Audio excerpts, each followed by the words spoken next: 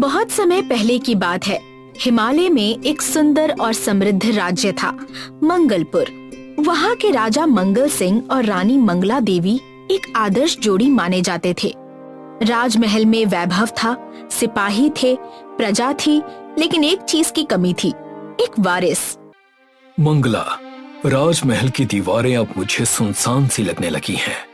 सारा राज्य है, पर कोई वारिस नहीं जो इसे आगे बढ़ाए। राजन, मैं समझ सकती हूँ आपकी पीड़ा, लेकिन आप चिंता ना करें। मैंने हर देवी देवता से मन्नत मांगी है। देखिएगा, हमारी आस्था ही कोई चमत्कार लाएगी।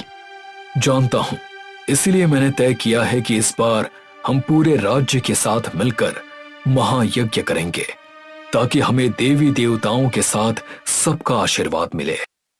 राज्य में घोषणा कर दी गई, 7 दिन का विशाल यज्ञ होगा। राज पंडित को बुलाया गया, मंत्रोच्चारण शुरू हुआ, प्रजा ने भी साथ दिया। हर शाम राजा रानी पूरे श्रद्धा भाव से हवन में शामिल होते। राजन, देवी ने संकेत भेजा है, आपके घर एक बलशाली पुत्र का जन्म शीघ्र ही होगा। वो राज्य का रक्षक बनेगा, परंतु क्या आचार्य, उसका जन्म सरल नहीं होगा। उसकी जन्म की घड़ी कठिन होगी और कुछ विपदाएं भी आ सकती हैं। कोई बात नहीं राजन, मैं इस परीक्षा को सह लूंगी। बस देवी माँ उसे सुरक्षित इस दुनिया में भेज दें। सही कहा रानी ने। अगर राजकुमार का जन्म संकटों से घिरा तो हम उसका मिलकर सामना करेंगे। राजमहल में एक अलग ही ऊर्जा फैल गई। हर दिन देवी के मंदिर में दीप जलाए जाते थे। रानी का खास ध्यान रखा जाने लगा। महीनों बीत गए और एक दिन, राजन, रानी पेट से हुई है, जल्द ही संतान का जन्म होगा। हे माँ, आज हमारी प्रार्थनाओं का फल मिलने वाला है। राजमहल में रानी मंगला के गर्भवती होने की खबर से उत्सव का माहौल था। पूरा मंगलपुर दीपों से सज चुका था। हर गली में ढोल नगाड़े बज रहे थे, पर इस खुशी के साथ एक हल्की सी चिंता की रेखा भी छुपी हुई थी। भविष्यवाणी की वो चेतावनी जो ब्राह्मणों ने दी थी। लेकिन इस सब के बावजूद पहले 3 महीने शांति से निकल गए। न रानी को कोई तकलीफ हुई, न कोई संकेत मिला। सबको लगने लगा कि शायद वो भविष्यवाणी बस एक भ्रम था। राजन, 3 महीने बीत चुके हैं, ना कोई संकट आया, ना कोई चिन्ह। लगता है भविष्यवाणी सिर्फ एक डर थी। हाँ, मुझे भी अब यकीन होने लगा है कि देवी माँ ने हमारे ऊपर विशेष कृपा की है। अब बस हमारे राजकुमार का स्वागत करना है। लेकिन चौथे महीने के आते आते सब कुछ धीरे धीरे अजीब होने लगा। दासी, मुझे आज कुछ मीठा खाने का मन कर रहा है, बहुत मीठा, जैसे रसगुल्ला, गुलाब जामुन, गुड़ वाली खीर। रानी साहिबा, आपने तो कल ही मीठे खाने के लिए मना किया था। हाँ, किंतु अब मेरा मन नहीं मान रहा है, इसलिए अभी लाओ। अगले कुछ दिनों तक रानी सिर्फ मिठाइयां ही खाती रही। पूरा राजमहल गुलाब जामुन और खीर की महक से भर गया। राज्य वैद्य भी चकित थे, पर किसी ने विरोध नहीं किया। पर कहानी यही नहीं रुकी। 5वें महीने में, दासी, जरा जंगल से कुछ हरे पत्ते लाओ, नीम की, तुलसी की, कोई भी। रानी साहिबा, जंगल की पत्तियां? हाँ, मुझे वही खानी है, उसे खाने का मन कर रहा है, वरना मैं कुछ नहीं खाऊंगी। दासी दौड़कर वैद्य और राजा को बुलाती है। मंगला, ये क्या कर रही हो तुम? पत्ते खाने से शरीर पर असर पड़ेगा। लेकिन राजन, मैं खुद को नहीं रोक पा रही हूँ, मुझे वही खाना है। हर दिन रानी किसी नए पेड़ की पत्तियां मांगती, कभी बेल, कभी नीम, कभी आम के पेड़ के नीचे उगी घास। फिर 6ठे महीने में शुरू हुई मिट्टी की तलब।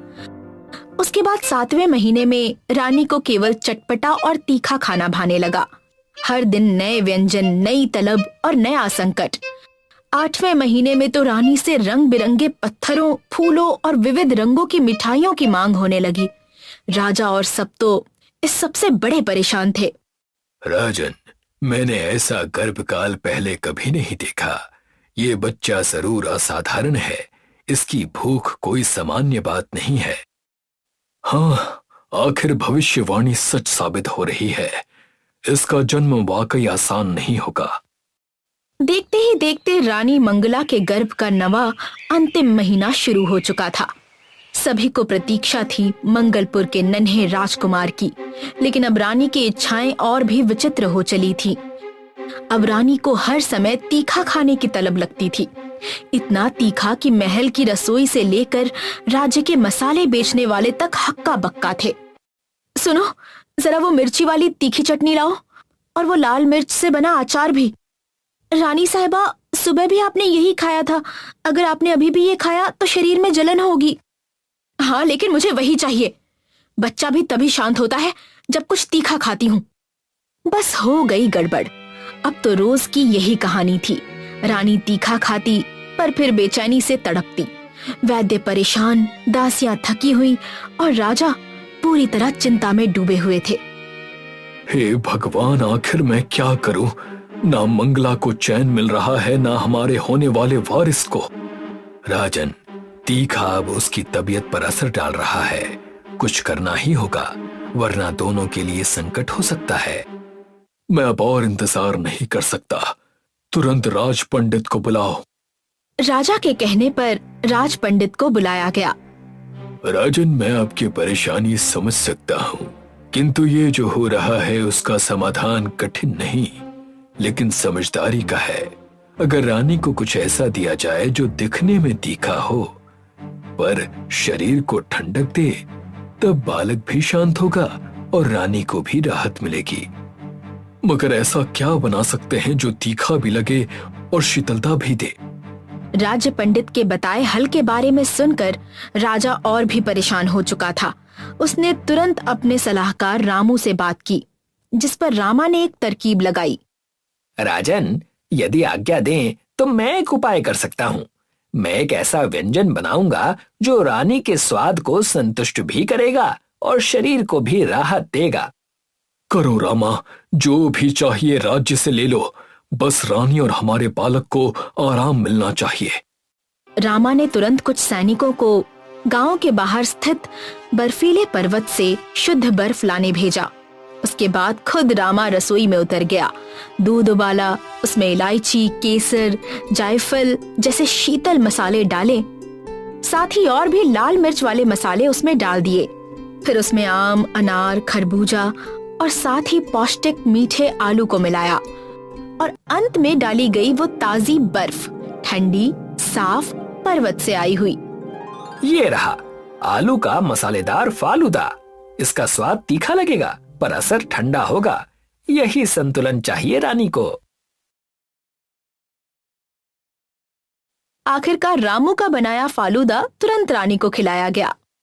रानी साहिबा, ये व्यंजन खास आपके लिए बनाया गया है। स्वाद भी है और शांति भी। रानी पहली बार मुस्कुराती है और कौर मुंह में डालती है। एक पल के लिए सन्नाटा छा जाता है। फिर, हे देवी माँ, मन को राहत मिली और पेट में पल रहा बच्चा भी जैसे शांत हो गया हो। राजा की आंखें चमक उठी। उस दिन के बाद से रानी को उसी व्यंजन की तलब रहती और अब उसकी तकलीफें धीरे धीरे कम होने लगी। राज्य में एक बार फिर उम्मीद की हवा बहने लगी और 1 सप्ताह बाद वो शुभ घड़ी आ गई। राजन, रानी ने एक सुदृढ़ और बलशाली पुत्र को जन्म दिया है। धन्य है देवी माँ की कृपा, मंगलपुर को उसका वारिस मिल गया। आज से इसका नाम होगा भीम। जैसा इसका जन्म वैसा ही इसका नाम, बलशाली और विशेष। आखिरकार मंगलपुर में फिर से ढोल नगाड़े बजने शुरू हुए, दीप जलाए गए, नाच गान हुआ। हर ओर बस एक ही नाम था, राजकुमार भीम, जिसने जन्म के साथ ही बता दिया कि उसका जीवन आम नहीं बल्कि असाधारण होगा। एक गांव में अंकुर नाम का एक गरीब व्यक्ति रहा करता था। अंकुर गांव में छोटी मोटी मजदूरी करके अपने परिवार का पेट पाला करता था। बिंदिया, चल बाजार चलते हैं, थोड़े से पैसे बचे हैं, बस आज की ही सब्जी और आटा आ सकता है। बिंदिया अपनी माँ के साथ बाजार चली गई। बाजार में अचानक बिंदिया की नजर एक बर्फ गोले के ठेले पर पड़ी। माँ, देखो ना कितनी गर्मी हो रही है, मुझे एक बर्फ का गोला खिला दो ना। अपनी बेटी की बात सुनकर विद्या बर्फ के गोले के ठेले के पास जाकर ठेले वाले से बोली, भैया एक बर्फ का गोला कितने का है? 10 रुपए का। क्या 10 रुपए का? मैं जब छोटी थी तब 1 रुपए का आता था। वो जमाने चले गए, खरीदना है तो खरीदो, नहीं तो अपना रास्ता नापो। विद्या अपने घर पर आ गई।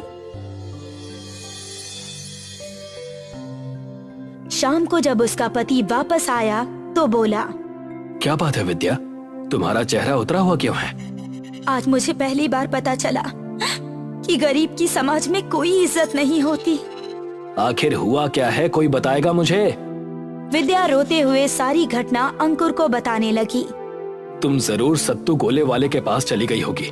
सत्तू वैसे भी हर ग्राहक से बड़ी बदतमीजी से बात करता है। अगले दिन अंकुर मुखिया जी के पास चला गया। क्या बात है अंकुर, आज मेरे घर का रास्ता कैसे याद आ गया? आप गलत सोच रहे हैं मुखिया जी, मैं तो यहाँ पर आपसे कुछ पैसे उधार मांगने के लिए आया हूँ। अंकुर की बात सुनकर मुखिया चौंकते हुए बोला, अंकुर, पैसे उधार उन्हें दिए जाते हैं जिनमें वापस लौटाने की क्षमता हो। मेरी पूरी बात तो सुन लीजिए मुखिया जी, मैं एक बर्फ के गोले का ठेला लगाना चाहता हूँ, आप मेरी मदद कर दीजिए।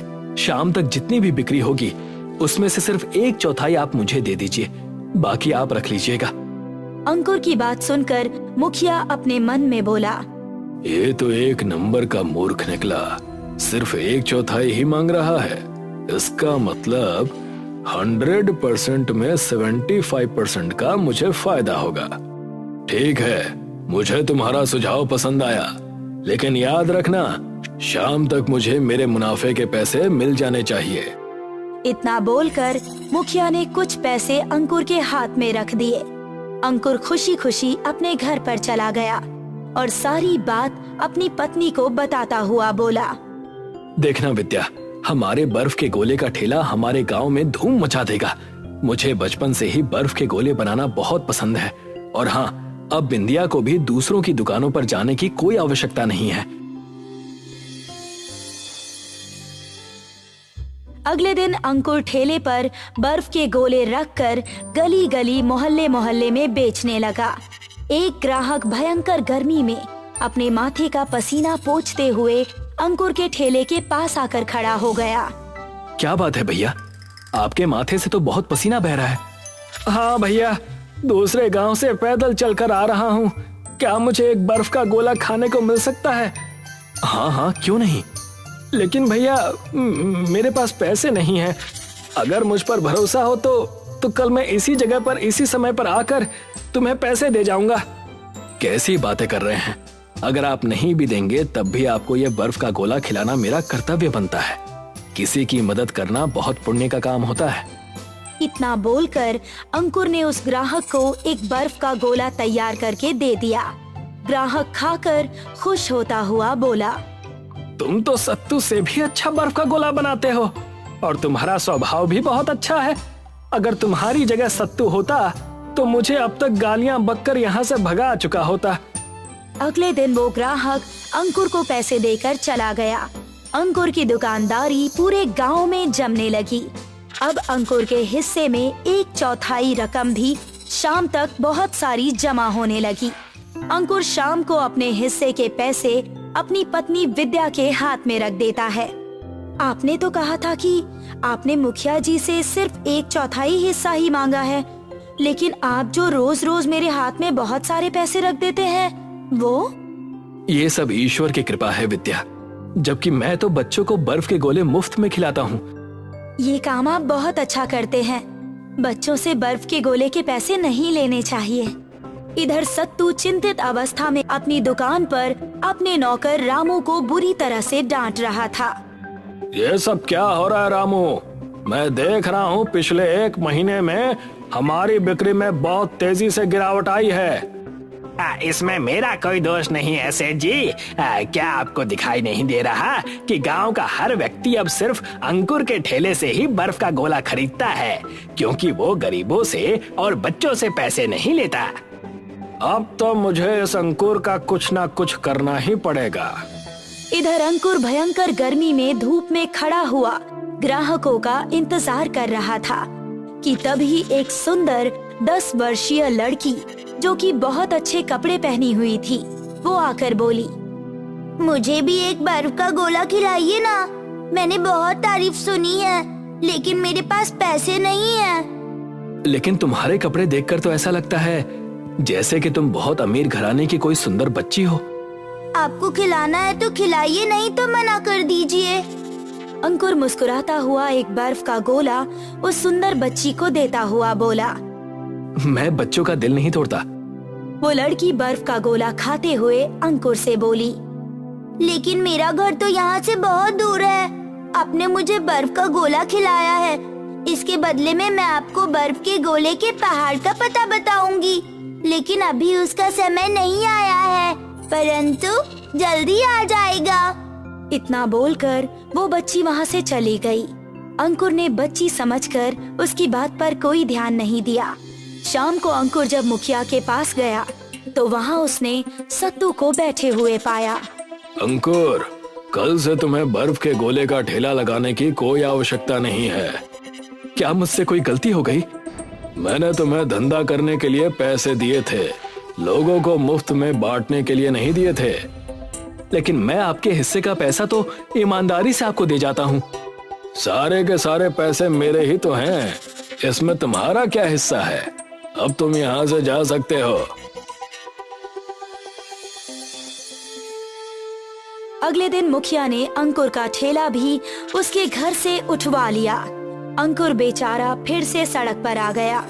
वो चिंतित अवस्था में एक पेड़ के नीचे बैठा हुआ था कि तभी वही बच्ची उसके पास आकर बोली, मैंने आपसे कहा था ना कि समय बहुत जल्दी आने वाला है, चलिए मेरे साथ। अंकुर इससे पहले कुछ समझता कि तभी उस बच्ची ने उसका हाथ पकड़ लिया। लेकिन तुम मुझे कहाँ ले जाना चाहती हो? वो सामने पहाड़ देख रहे हो ना, वहाँ पर मैं आपको कुछ दिखाना चाहती हूँ। अंकुर उस छोटी बच्ची के साथ सामने वाले पहाड़ पर चला गया। अचानक उसे उस पहाड़ के ठीक सामने एक बहुत ही सुंदर पहाड़ नजर आया, जो कि बर्फ के गोले का पहाड़ था। मुझे तो विश्वास ही नहीं होता कि मैं जो देख रहा हूँ क्या वो सच है।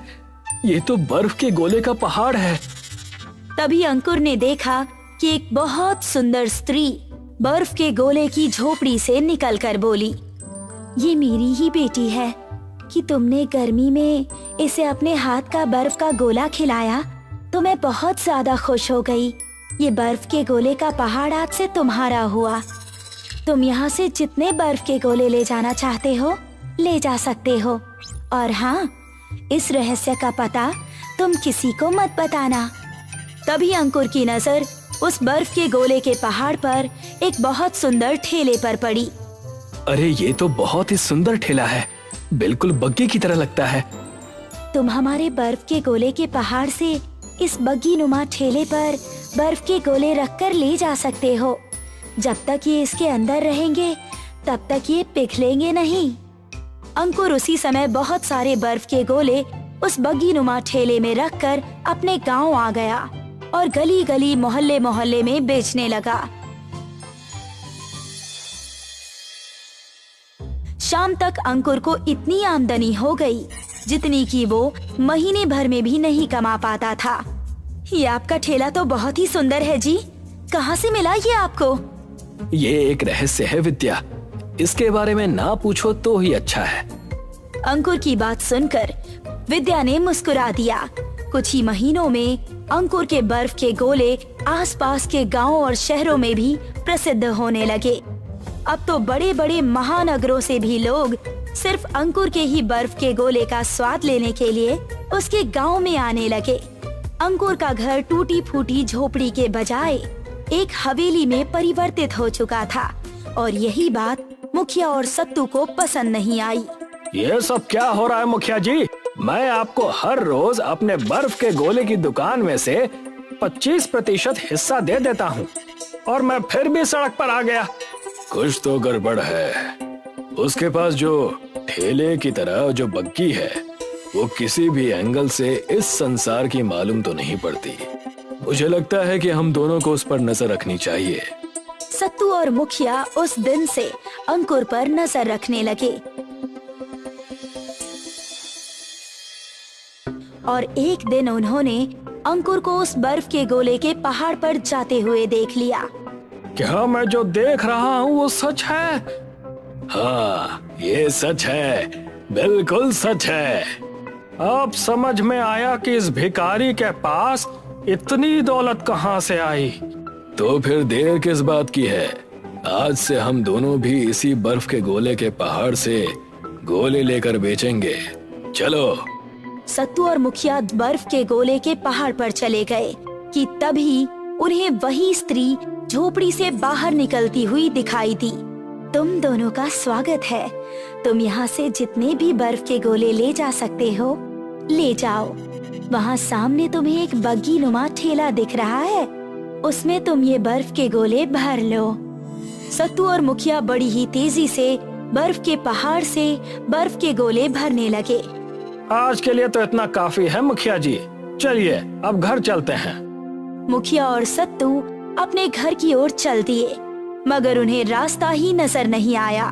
वो फिर घूम फिर कर उसी जगह आकर खड़े हो जाते जहाँ से वो चलते थे। तभी वो सुंदर स्त्री हंसती हुई बोली, माफ करना, दरअसल तुम जिस बर्फ के गोले के पहाड़ पर खड़े हो, वहाँ पर से वही व्यक्ति घर जा सकता है जिसका मन साफ हो और जिसके दिल में इंसानियत हो। क्या मतलब है तुम्हारा? ये तुम्हारी दुनिया का हिस्सा नहीं है, बल्कि तुम जिस पहाड़ के रास्ते से यहाँ आए हो, वहाँ एक अनोखा द्वार है। वहाँ एक अनदेखा द्वार है जो इस दुनिया में खुलता है। अब तुम हमेशा के लिए यहीं पर फंसे रह जाओगे। इतना बोलकर वो सुंदर स्त्री गायब हो गई। मुखिया और सत्तू वहाँ पर हमेशा के लिए फंसे रह गए और अंकुर आज भी बर्फ के गोले पहाड़ से लाकर गांव में बेचता है।